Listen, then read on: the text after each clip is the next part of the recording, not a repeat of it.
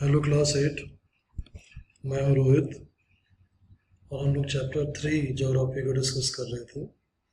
हम लोगों ने लास्ट टाइम क्या क्या समझा कि ह्यूमिडिटी क्या चीज़ होती है, इवेपोरेशन क्या होता है, क्लाउड्स क्या होते हैं, कंडेंसेशन क्या होता है, सैचुरेशन क्या होता है, और ह्यूमिडिटी के दो टाइप हैं, एब्सोल्यूट और रिलेटिव ह्यूमिडिटी। इन दोनों का हमने डेफिनेशन को समझा और हमने रिलेटिव ह्यूमिडिटी का एक फार्मूला भी उसको समझा कि उनमें क्या फ़र्क है रिलेटिव और एब्सोल्यूट ह्यूमिडिटी में। ठीक है, तो आज का टॉपिक देखते हैं क्या है।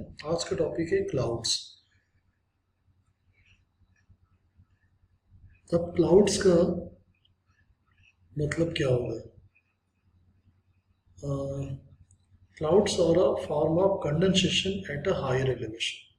जैसे आप एक गिलास में पानी लें और ठंडा पानी बाहर रख दें, सॉरी ठंडा पानी गिलास के अंदर रख दें, तो गिलास के बाहर आपको छोटी छोटी बूंदें दिखेंगी यहाँ पे, तो वो कंडेंसेशन का एक प्रोसेस है।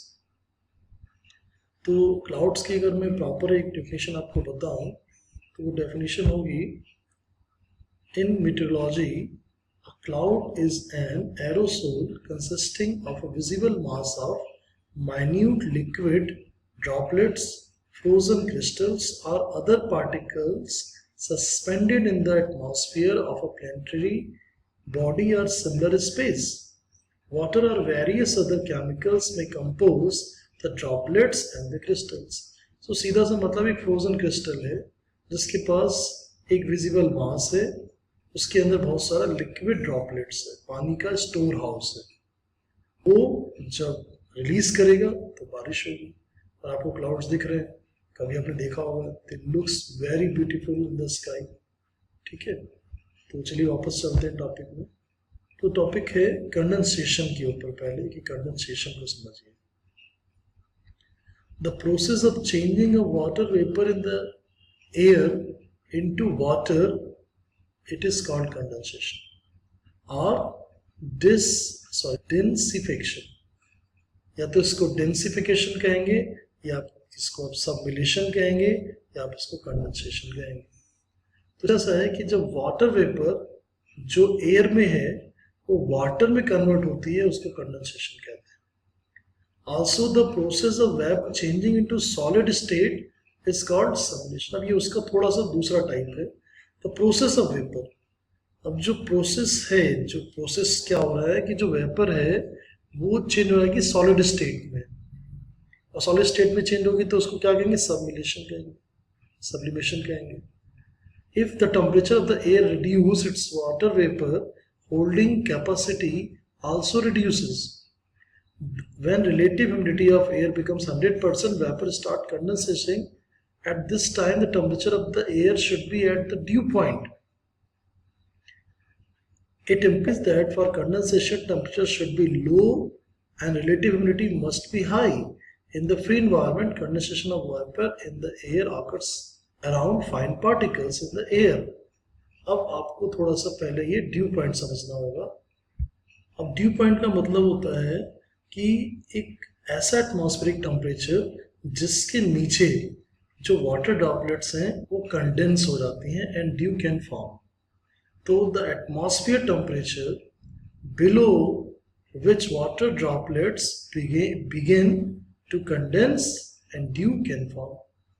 ठीक है, और ड्यू पॉइंट को और सिंपल अगर टर्म्स में समझें तो क्या होगा? The dew point is a temperature where water vapour condenses into liquid water. यानी ड्यू पॉइंट वो टेम्परेचर है जिसके ऊपर वाटर वेपर लिक्विड वाटर में चेंज हो जाएगा। All air holds different amounts of water vapour. The dew point shows the amount of moisture in the air. Dew point of humid air will be higher than the dew point of the dry air.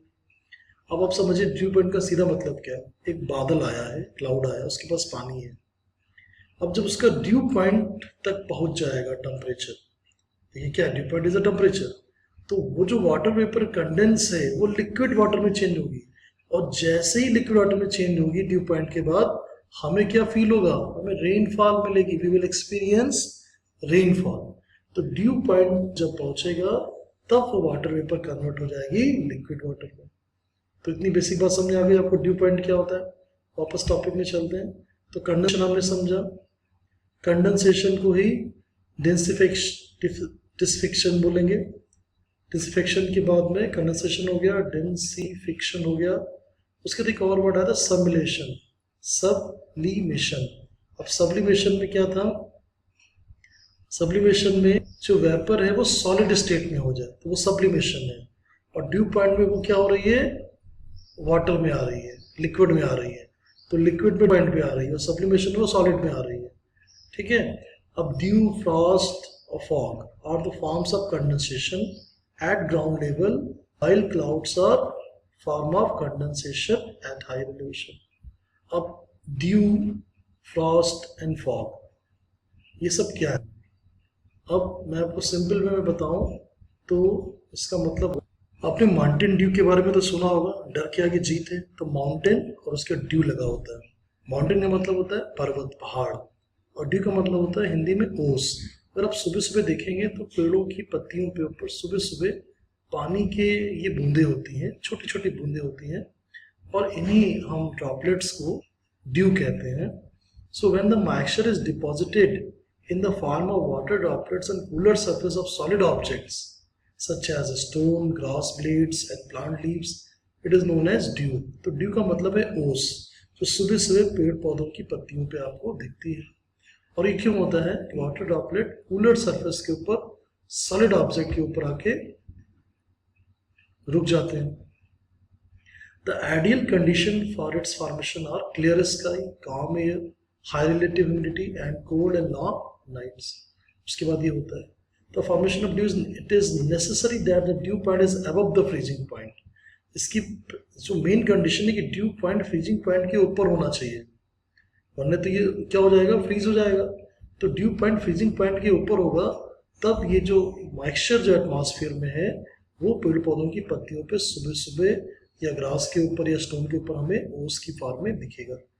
उसके बाद आता है white Frost और Frost. Frost क्या है? अब Frost को हिंदी में बोला जाए तरह से बर्फ की चादर, आइस क्रिस्टल कहेंगे, minute ice crystal.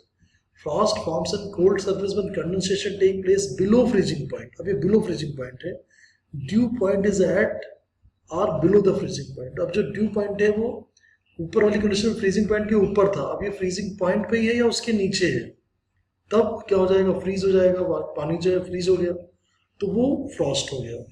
The ideal condition for the formation of white frost are the same as those for the formation of dew, except that the air temperature must be at और below freezing point. Freezing point पे है या freezing point के below हो गया due point, तो क्या होगा, ये आइस क्रिस्टल बन जाएंगे और वो पानी हमें सॉलिड दिखेगा।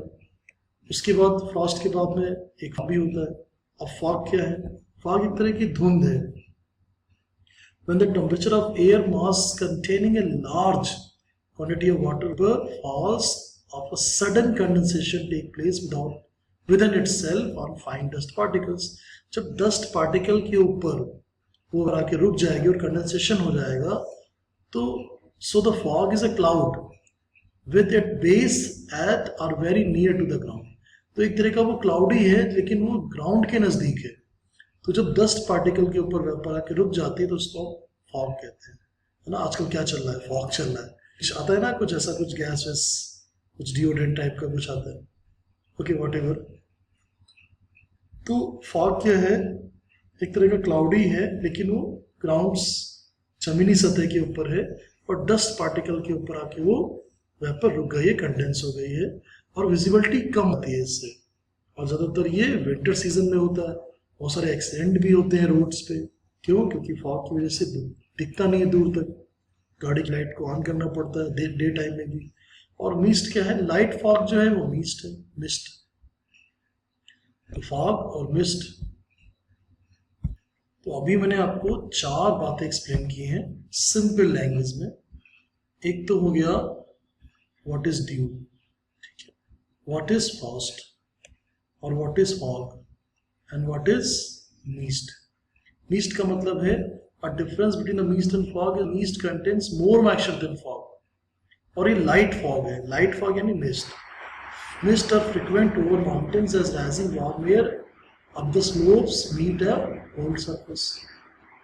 Fogs are drier than mist and they are prevalent where warm currents of air come in contact with cold currents. तो आज का होमवर्क क्या है? आज का होमवर्क यही है कि आपको इन 4 लोगों की डेफिनेशन दें। 3 तो आपके बुक में दिए हैं, ड्यू, फ्रॉस्ट और फॉग, और एक मैंने अपनी तरफ से बताया मिस्ट। तो ड्यू, फ्रॉस्ट, फॉग और मिस्ट, ड्यू पॉइंट, कंडेंसेशन यानी डेंसिफिकेशन एक ये है, और समिलेशन। ये जितनी भी डेफिनेशन, छोटी छोटी डेफिनेशंस आई हैं, you have to note it down in your notebook. Condensation क्या है? कंडेंसेशन, डेंसिफिकेशन क्या है? दोनों बातें एक ही हैं। सब्लिमेशन क्या है? ये आपको लिखना है। ड्यू पॉइंट क्या है? ड्यू क्या है? फ्रॉस्ट, फॉग और मिस्ट क्या है?